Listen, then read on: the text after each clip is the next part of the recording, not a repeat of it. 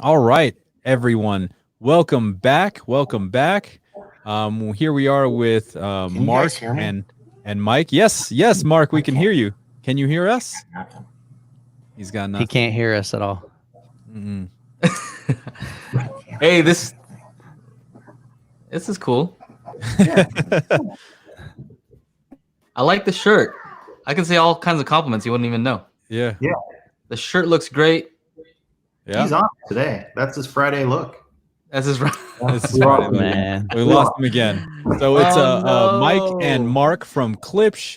Everybody, they've got a new product. It's called the Fives. It's a powered speaker. Of course, welcome back to our third seminar, day one, the HiFi Summit. Thanks for everybody showing up here in the chat. What is going on, Mike? How are you doing? Guys, thanks for having us. Thanks for having me. Hopefully Mark will come back at some point, but that's all right. Welcome to my kitchen. I'm doing this from my kitchen, so if there are if you see a cat across the table or whatever, don't mind that. But yeah, it's all good. Well, because Mark is having issues, we have Michael in his place. Yeah. He's pretty much a Klipsch. Hey, Michael. Yeah, I own a few. He's muscling Mark out of his spot. Hopefully we'll get him back, man. He's got a lot to offer. So I'm gonna let you do your thing. I just I sound like Kanye right there. I'm gonna let you do your thing, but I want some of those. Those are so awesome. They look nice. HDMI ARC, Life of Bliss. You know what to do. Exactly. So HDMI ARC, Take a man, shot. the Fives. We are, Klipsch is one of the oldest active American speaker brand. We are known for the Klipsch horn that was launched coming up on 75 years ago. It's the longest continuously produced loudspeaker in the history of the world. So why are we making powered monitors? Man, seems a little bit against the legacy of the Klipsch brand. But acoustically, we've always wanted to make products that are highly efficient, highly dynamic. We want to control that directivity. We'll talk about how we do that in just a second. And frankly, the connectivity to the product should have no bearing on those acoustic principles. And we just want to make kick-ass sound for everybody, whether you want a kind of an old school audiophile setup with Klipsch horns or Cornwalls or La Scalas and a 10-watt tube amp, or if you want kick-ass all new powered monitors. So I want to talk about the Fives. They actually fall into what we call the Heritage Wireless series. So I mentioned the Klipsch horn, the Cornwall, the La Scala. What does that mean to fall into the Heritage Wireless series? Well, the Heritage Wireless series is essentially flat Krasinski. Yeah, forget soundbar. Yeah. Vlad is one of our other product managers who will be here the entire time giving me all kinds of grief. But the Heritage series, again, is that Klipsch horn, the Cornwall, the La Scala, Paul Klipsch's original designs. And not only do we want to mimic the acoustic voicing of those designs, but we want to mimic the industrial design of the Heritage line and the premium materials that we're using in the Heritage line. Real wood veneers, real hand-painted cabinets, metal accents, everything you see on the Fives. And frankly, I don't know how my perspective is here. These probably aren't as big as they look on camera. It's a 4.5-inch driver. This is a fiber composite driver, which is the same material that we use in the woofers and the mid-ranges on all of the Heritage products. So going back to that acoustic voicing, steep slope crossover curves, just like we have on Heritage. These types of not just finish aspects, but again, acoustic voicing and acoustic technologies. Now, many of you have probably heard the RP600M, that Reference Premier 6.5-inch bookshelf. Mm-hmm. It's one of the most highly rated passive speakers we've ever made. The Audiophiliac, Stereophile all called it one of the best speakers released in 2018, 2019, something like that. Now that we're in a post-COVID world, or a now COVID world, time doesn't matter. So whatever year they were launched, just trust me. But we're actually using that same 1-inch titanium dome tweeter from the RP600M. So that was actually one of the things that was brought up when we launched that RP line, that it was very smooth in the top end, but very detailed, very dynamic, very efficient sounding, like a horn loaded speaker, but it didn't have some of that mid-range hype that you hear a lot of times in a horn loaded speaker. So using that same tweeter, you're still getting sort of that smooth top end, but obviously with the 90x90 Tractrix horn, still that controlled directivity, that efficiency that you're used to out of a Klipsch speaker. So any questions about the acoustics, guys? I know that one question that's going to come up for a lot of people is, man, what is Klipsch doing building powered monitors with a 4.5-inch woofer? I mean, we're used to our dual 8-inch floor standards. And the sixes, I had the sixes. Those are the sixes were insane. Yeah. So I know the answer. What is the answer? DSP. Man, I love you guys. I'm glad you're here. So we've been paying attention. Cool. Thank you. You've been to all of the seminars. So one of the big aspects of powered monitors is that it's what we would call a predictable signal chain, right? We know from the source material, we know exactly the amplification, the DSP, the EQ that's going into the system, because it's all self-contained, right? Typically when we build passive speakers, it's trying to be sort of a catch-all, right? We're trying to build a speaker that's going to perform well with pretty much every amplifier on the market within reason.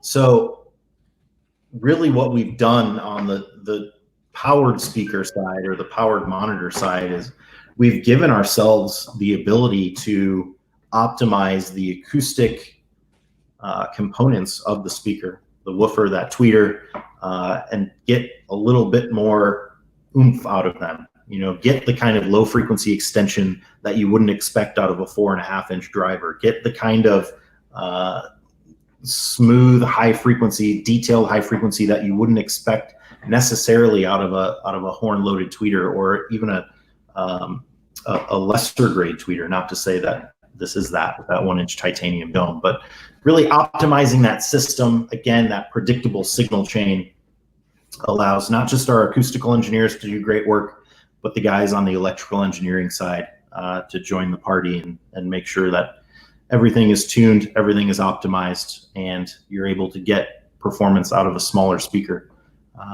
because of that DSP, because of that powered, all-enclosed system. So I want to talk about the electronics on this guy. And Joe mentioned HDMI ARC. I'm going to turn this around. That's like a must-have. It's 2020. We need to have that. Like, oh my god! By the way, Life of Bliss has to take a shot every time we say HDMI ARC. It's just an inside thing that we have. Is he taking a shot of water? Is that what he's doing? He's hitting it hard, buddy. You guys, you better be careful. So yes, I not that anybody wants to see my face, but I'm trying to zoom in on the back panel here. Let's pop them up. Like, What's that? I'll get it. Yeah. We'll get you larger here. Oh, nice. Cool. All right. Let's see. So the 5s are the first, get my mirrored image correct, first powered monitor on the market with HDMI ARC. Like we mentioned, Joe mentioned. Yeah, take a shot, Life of Bliss. HDMI ARC is absolutely essential to have powered monitors be a part of a true home theater system. And we talk about powered monitors, and so many people historically have associated powered monitors with a two-channel system, listening system, hi-fi system. You're streaming music to it, you're plugging it into a CD player or a streamer box. No one has really thought about powered monitors in the same way you think of a soundbar. And I think that's important to talk about, because powered monitors are for music, sound bars are for TV, right? That's kind of the traditional, Right. the position of consumers, if you will. Adding HDMI ARC to the Fives powered monitors, which again, the first powered monitors on the market with HDMI ARC, allows them to be integrated much more seamlessly into a TV system. Of course, you could always take optical out from a TV, plug it into the Fives. You could take an analog out from a TV if you're still using a TV with an analog out, plug it into the back of the Fives. But HDMI ARC allows for communication to happen between the Fives and the TV that wouldn't happen otherwise. You know, HDMI CEC is a lifesaver for people nowadays. We've got the Fives hooked up to our TV. Yeah, Vlad, we did hear. Take a shot. There it is. So we've got the Fives hooked up to our TV at home, and we control them through the Apple TV remote. Because if I hit the menu button on the Apple TV, it tells the TV to turn on. Nice. It tells the Fives to turn on. All the volume is controlled through the Fives from the Apple TV remote. So you talk about the simplicity of a true home theater system. HDMI ARC. Did you guys hear that it has HDMI? Absolutely allows you to do that. But what if you wanted to add all of your other devices to it? You know, it's got Bluetooth 5.0, aptX HD, AAC, all the kick-ass codecs you want for hi-fi listening. It's also got a built-in high-quality, low-noise phono preamp. So this is a big deal, and this is something we've done on powered monitors in the past. The R51PM, the R41PM have a phono preamp built in. The Fives is the same way. And this is actually cool. You have RCA inputs on this side. You have this switch that actually allows you to pick between line input and phono input. And that's what the ground is for, right? If you Yes. want to go phono, because that was a question in the chat. So whoever Just don't lose that You can piece. take it all the way off if you want to. Yeah, so that's a great question. Built-in ground, obviously, a lot of turntables have a lot of ground noise built into them, so that's a way around that. So it's really built to be part of a real hi-fi system, for lack of a better term. Something I also like to point out, besides the HDMI ARC, besides all the cool functionality, you've got a subwoofer out. Yep, drink.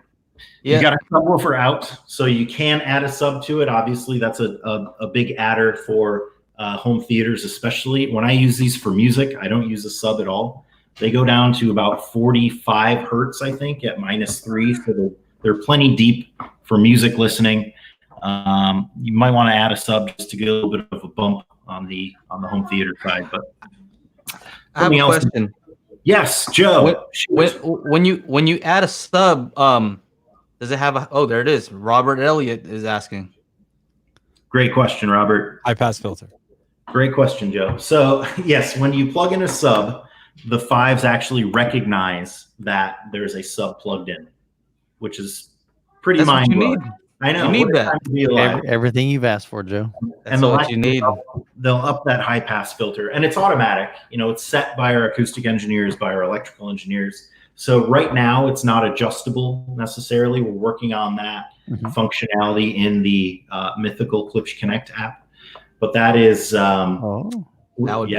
Yeah. So we can. I just heard something. I like that. A little bit about that, but yes, right now it's a fixed crossover that is actually self-adjusts when you plug in a sub.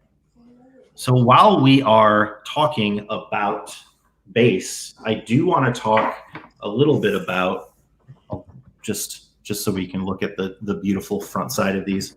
I do want to talk a little bit about a feature that is built into the Fives called dynamic bass EQ. Now, are you guys familiar with the Fletcher-Munson curve? Cool. Yep. Cool, man. But I mean, if you would like to explain it, I'm sure. Yeah, no, I'm going to. Or equal loudness contour curve, whichever one you'd prefer to use. Whichever nerd rag you read. So the Fletcher-Munson curve, or equal loudness contour, essentially says that humans are less sensitive to lower frequencies. You know, we spent the first, I don't know, million years of being around. Again, COVID, time is a flat circle. It doesn't mean anything. So however long humans have been around, we've spent most of our time living in caves and woods and running from predators. And we are biologically tuned to hear mid-range or mid-frequency and high frequency, because, you know, that's how we escape our predators that are coming up behind us. That's how we know our children are crying or our children are in danger. Yes.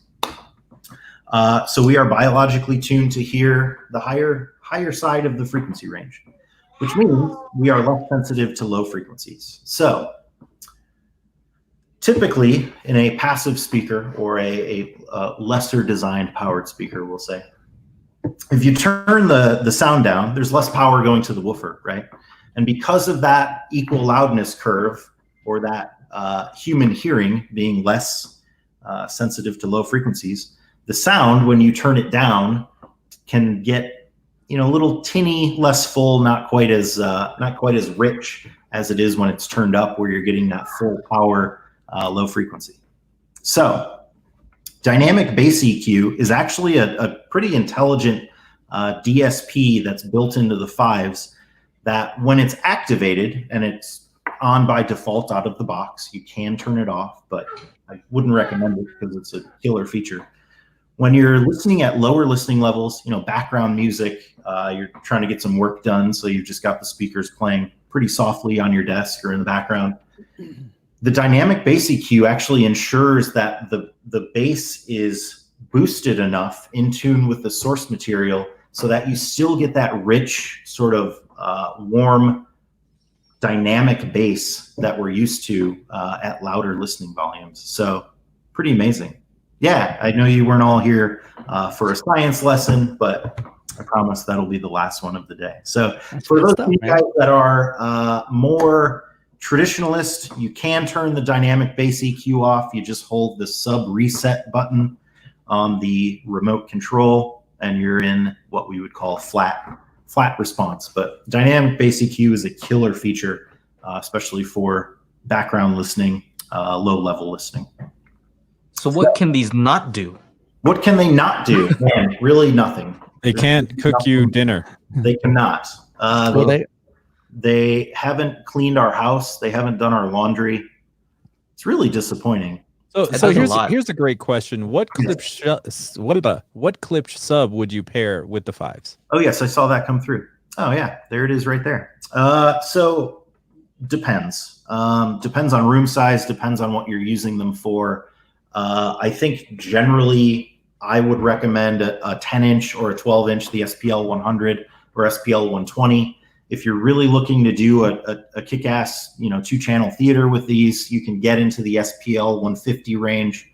Another great line of subs that really fits this type of customer is the C series, the C308 and C310, which are ultra compact triple driver subs. They're really, you know, app controlled, all kinds of inputs. They're really built for someone that is techie. They want to tweak their own room, either with an app or just on the back panel of the sub. And obviously, someone's looking to buy these. They want something that's a little bit more compact, a little bit, you know, getting a little bit more performance out of a smaller scale generally than a larger passive bookshelf or a floor stander. So, or maybe wanting to move away from a sound bar. Maybe a beast. Maybe the beast. Yeah. You think that one? Those are pair? Oh man. Okay. Huh? Nope. We're not doing it. Not touching that. We're not going there. So the beast is a mythical creature. Another mythical Klipsch feature that is. I hear it's a legend. Technically, it is in development. So a legend in the making. We'll get It was moving along pre-COVID. And, I have a question again. When COVID happened. Dual beats. COVID killed the beast. Oh no! The subwoofer that's about 4 feet tall. Nice. So you could probably put the He's not touching the beast. 4 feet tall. 3 feet tall. We'll give it 3 feet. So I have a question. Yeah.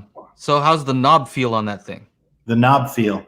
Yeah. I got a lot of grief in my last seminar. I said something dumb. I thought it was pretty funny. No, I mean, what else you call? What are you guys talking about? Is this the begging to be touched thing that I Well, wrote? yeah, sort of. Let's take a look at the top. First of all, look at the knobs on this thing. Are you telling me that you're not going to talk about that? Begging, just Hold begging on. to be touched. That thing is, How do we? Can I reach out and I can't quite. What are we talking about? Look at that. It's like look at the knurling on me.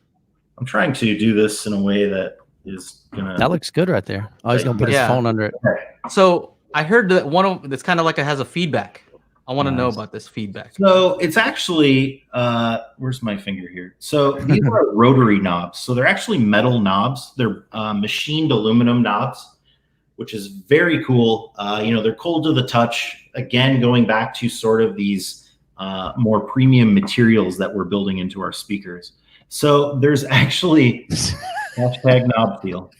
So they're actually detented. So you actually get, like you said, Joe, a bit of feedback when you move it, whether you're selecting source or changing your volume. So it's kind of like a little click as it rotates. Exactly right. And then the LEDs on the source obviously light up on the left side there to give you an idea of what source you're on, and then those light up when you work the volume as well. There's the volume scale.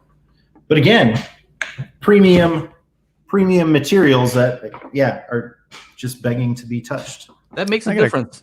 To be honest, like all joking aside, it does make a difference. You do have to touch that thing. You have to look at the speaker. So when it looks nice and everything feels quality, it matters, right? When you buy a luxury car, you expect it to feel nice, a steering wheel. So same deal to me. Doors closed with that like authority.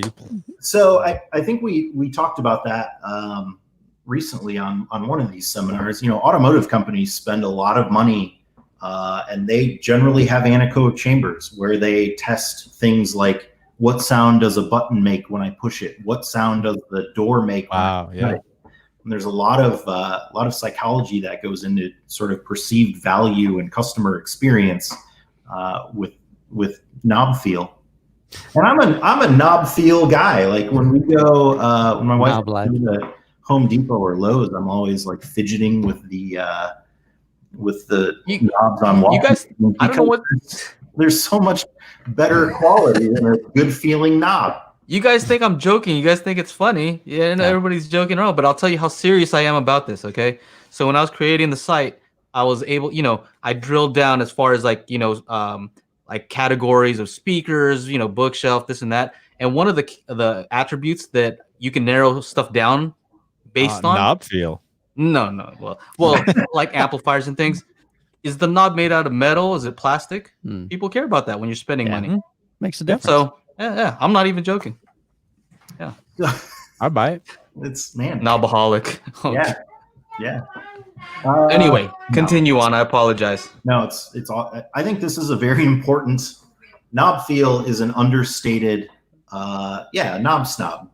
It's an understated quality of consumer electronics and appliances and automotive products. Absolutely. My wife is clowning on me.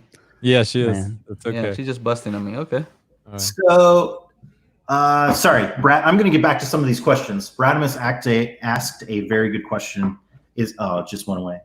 Is it a fully active crossover inside? Yes, all the crossover is done in the DSP.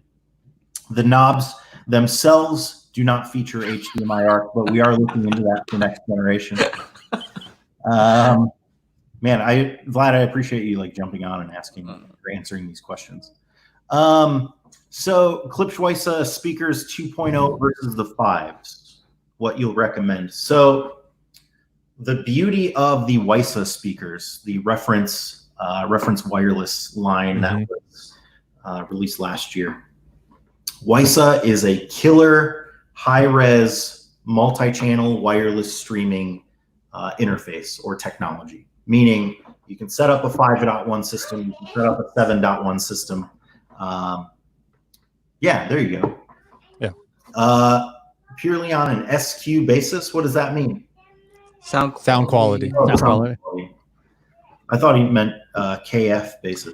There was another good question up there. Was Yeah. how do these sound like? Is it a similar sound Sound signature signature. to the RP600Ms? Yes. Yeah. And again, a lot of that goes back to that tweeter. A tweeter, same tweeter, right?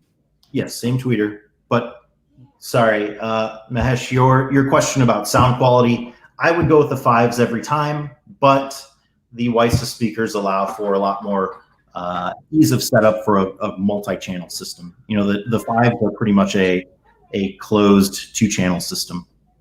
So now, did Klipsch put out a new set of 5.1 wireless? Because I know you guys had one a while back. yeah, so we had the Reference Premier Right. wireless that was put out, I think 2014, 2015, something like that. We actually launched just last year the Reference wireless. So it's the acoustic platform of the Reference line, not the Reference Premier line. So it's a little bit more affordable, and we're actually getting away from the hub business. So right. I remember that. Yeah, so we're just selling speakers. We recommend, there's a great product called the Axum Link, which is it'll take essentially USB, it'll plug in USB to an LG TV, Xbox, any Mac or Windows device, and then it will do all the decoding and distribution of that wireless signal. Wow. Yeah. So it's a little easier, I think, on most customers. That's one of the things I hear a lot about. Is like, how can I just put my rear speakers wireless? Yeah. Right. You know, so that's kind of something that really hasn't been tackled too much in the industry. Yeah. Of course, you know, ease of use and ease of installation. And I would imagine people are like, well, I want to put some, you know, height channels up. So can those be wireless? Because I ran cables and that was a pain in the butt. Yep. Yeah. You know? Yeah. I mean, that's a great question. There's sort of 2 segments of the market that I see. There's someone that's absolutely going to run wire, or that already has wire ran, and they're more of a component, you know, higher end home theater guy. And then there's someone that, might want wireless speakers, or might want surround speakers, I should say, but they're not willing to run the wire. So yeah, absolutely giving them that option. That's kind of where the WiSA system came in, because your options for wireless surrounds right now are, you know, an external wireless box, which is kind of clunky generally, or a sound bar. So you have wireless surrounds that are coming with a lot of great sound bar products now, and there's really no step up in the market for the soundbar customer that wants a better but still very easy to connect and easy to deal with wireless or surround system. So that's where the WiSA product really shines. And again, going back to just giving the soundbar customer a better experience, that's kind of where the 5s come in as well. But yeah, we are trying to focus right now just on the 2-channel side of it. And now, Mike, you mentioned something earlier about it was either in this one or maybe in the previous one that you did about how these auto detect what's being played. Can you kind of elaborate a little bit on that? Yeah, no, very good question. So essentially, if there's no signal on any output, or I should say any input, they will auto detect. You know, a lot of cases you'll have sound bars that will just turn on if they have a signal, but they won't switch over to that input. And the 5s, Gotcha. the 5s are great for that. Again, Nice. If you've got HDMI ARC plugged in, an optical or analog, anytime it gets a signal, if there's not already something playing, it will switch over to that. So again, you know, plug in all your devices and use them interchangeably, and it will pretty seamlessly work with the entire system. Imagine that kind of helps out even with like the family, you know, somebody that has a bunch of different people that maybe aren't tech savvy. Yes. It's just good to go. Yep. No, absolutely right. I mean, we've gotten a much more seamless experience out of the 5s than we have traditionally on our larger home theater systems. Nice.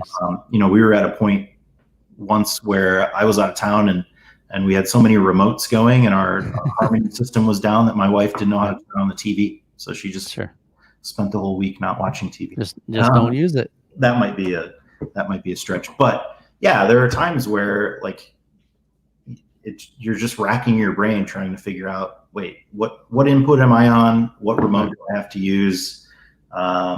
Universal remotes were great for that, but CEC has made it so much more seamless, and just building in the technology and the speakers that they have a little bit more intelligence to them, and they can help the user out.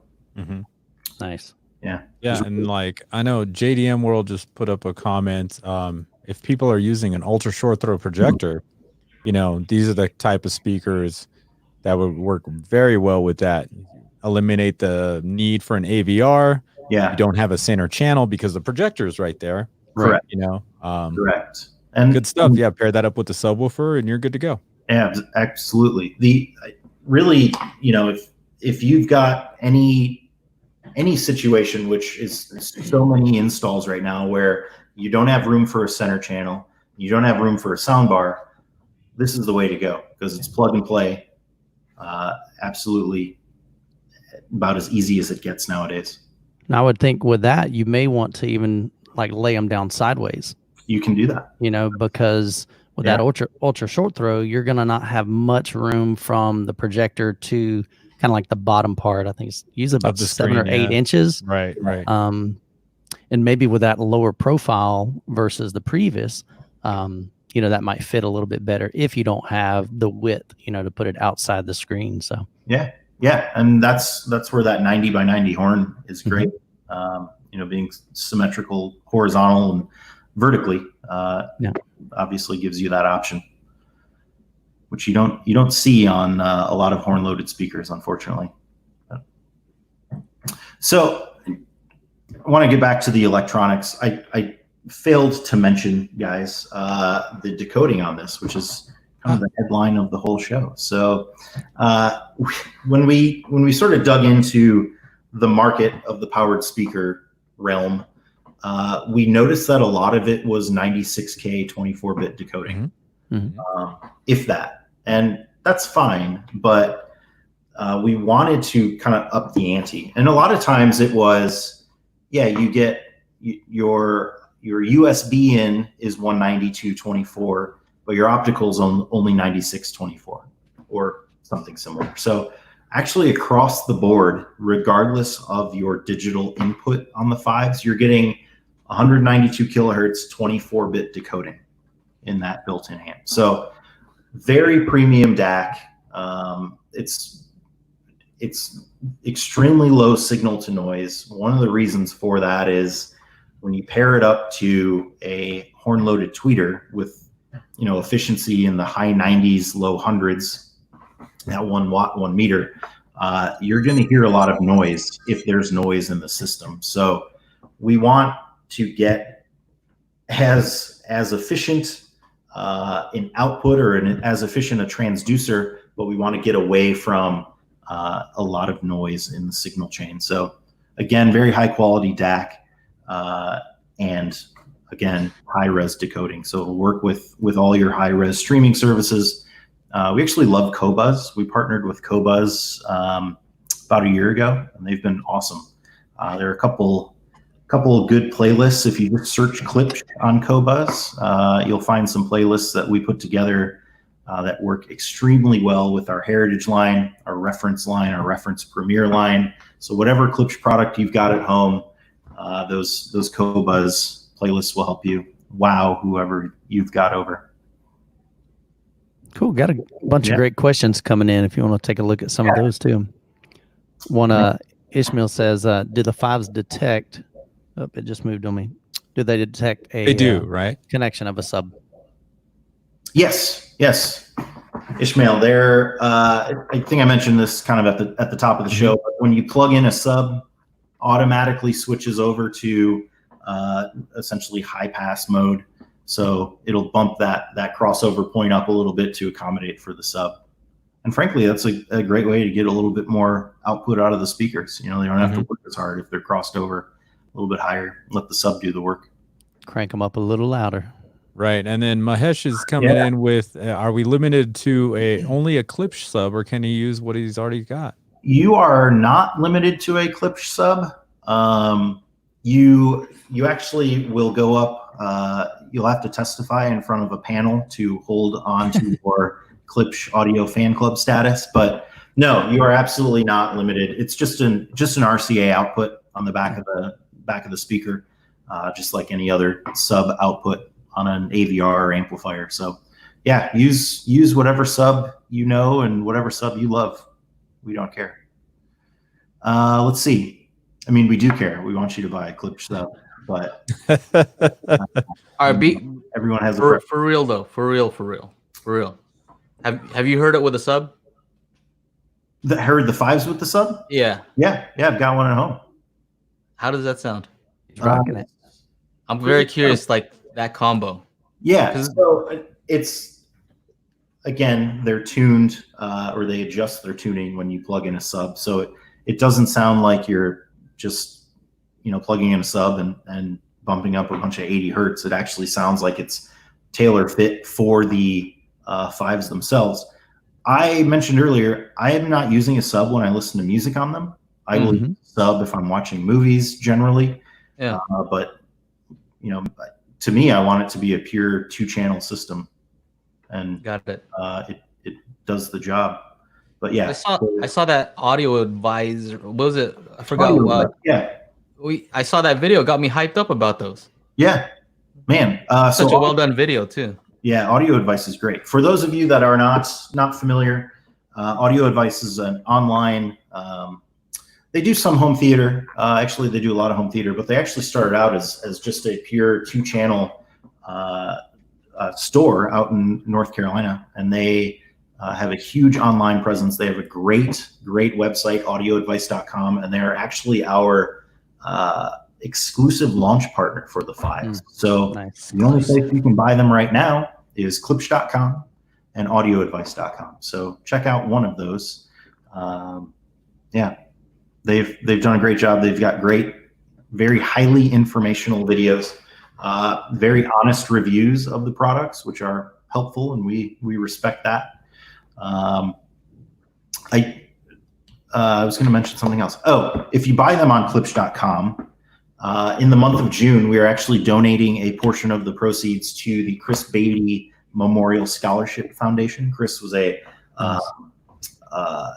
Indianapolis resident, lifetime Indianapolis resident, who passed away recently, pretty tragically, and frankly died a hero in Indianapolis. But his family started a scholarship fund for him. So klipsch.com, any purchase you make, the proceeds go towards that scholarship fund. So very cool. We're very excited to be partnered with them.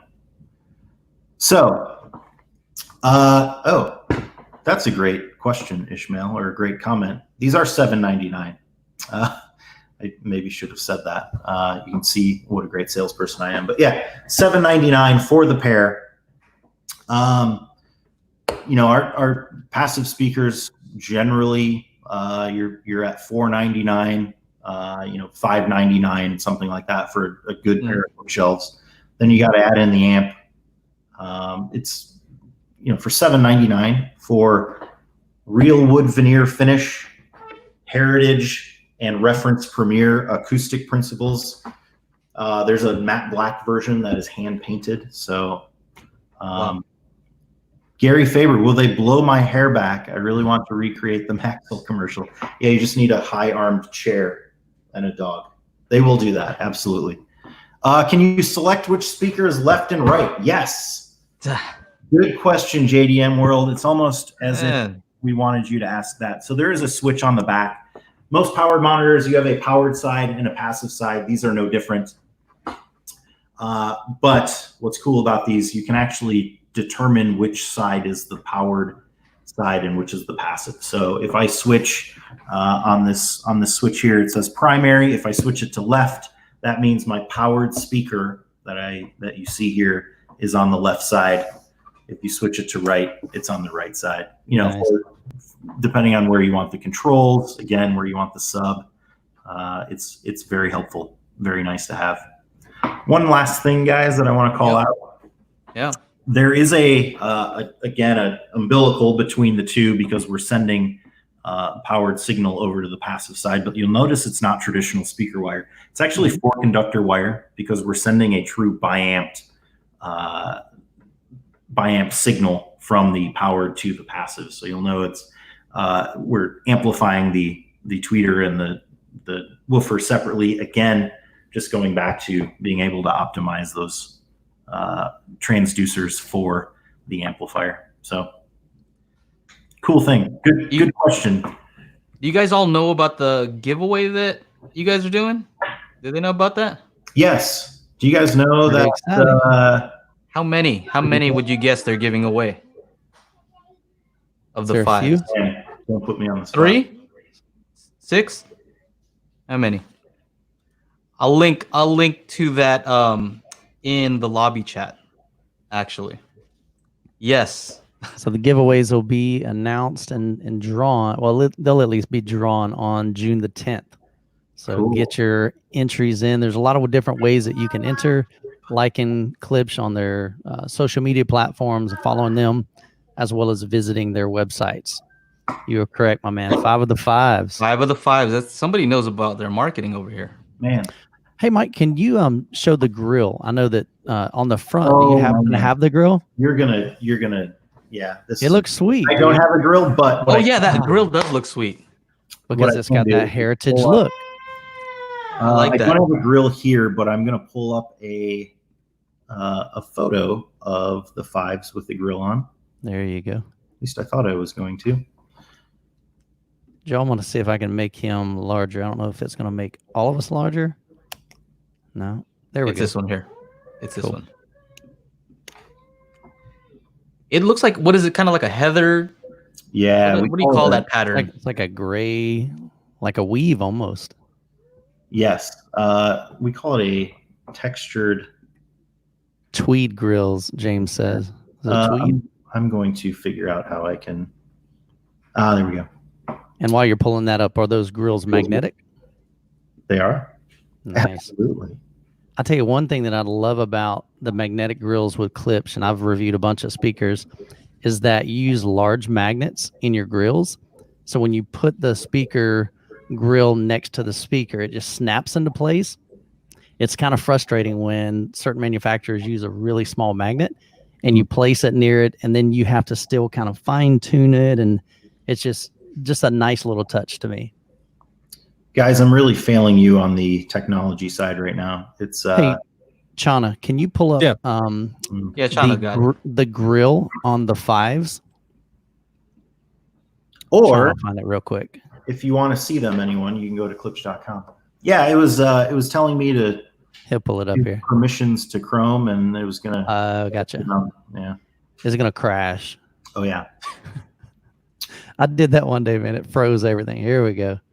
Oh yeah, that's the black. Now see if you can scroll down. I like the other and one. right there. That's the look right there. Look at that gray, man. That looks so cool. There it is. And I think there's another. Don't you have a there's a slider on that page, I believe. I need more rooms. You go back up. Yeah, we need more rooms for. I'm right there. Oh, See the slider? Yeah. There you go. There's a really close-up shot. Keep going. There it is, man. Look at that. Totally magnetic. I like that. That logo, that script logo on the bottom right is what am I trying to say? It's like a machined metal badge. It's really pretty. And then you said the black ones are hand painted, correct? Yes. Yep. Hand painted, hand veneered as well on the walnut side. So killer craftsmanship. Nice. Very cool. We gotta have you back on. Maybe next time you can be on our podcast too. I would love to. Yeah, let's do it. And then next time we'll take some calls if you're brave. Oh yeah. I mean, he's like, I'm down, man. Yeah, I know you can handle it. And hey, whatever I need to talk about HDMI, I'm always happy to. You know they're gonna ask. They're gonna ask you additional questions about the beast. He couldn't handle it anymore. Life of Bless is all. He bailed. Okay, well, very good. Check out the 5s. We'll have more information on the beast at some point for you. I promise. Awesome, man. Very good. And somebody in the comment, Mike. somebody in the comment for your profile on the thumbnail said, "I like that guy's look." I mean, Did you Look at that. I don't know if you Squat saw down. that Let one. them see the hair. Squat down. I got a There it is. Look at that. haircut this morning, actually. So Nice. Look at that. it was looking pretty rough. There it is. Shout out for one last drink for HDMI arc. Like, what was that the shout out? What are we doing? Well, take us out, Shauna. You're the master of that. Well, we want to definitely thank our guest Mike from Klipsch. So thank you very much for taking the time to do this with us. We appreciate all the support for the HiFi Summit and all you attendees. Don't forget to jump into the lobby discussion. It's the yellow tab. Should be on the right if you're just watching on our main page. And we will be back at 1 p.m. Pacific Standard Time with, I believe it's Kali Audio. Is that correct? Kali Audio, the Right. moving mic measurement method. That's right. Moving mic measurement Joe's method. going to get into that. I used that method the other day, checking out some measurements for, between Dolby Atmos and IMAX Enhanced. So it was very cool to use that method. And we're going to learn all about that in just a minute. So stay tuned. We'll see you in a few. Thanks, guys. Thanks, everybody. Take Thanks, care. Mike. See ya. Have a good one. Bye.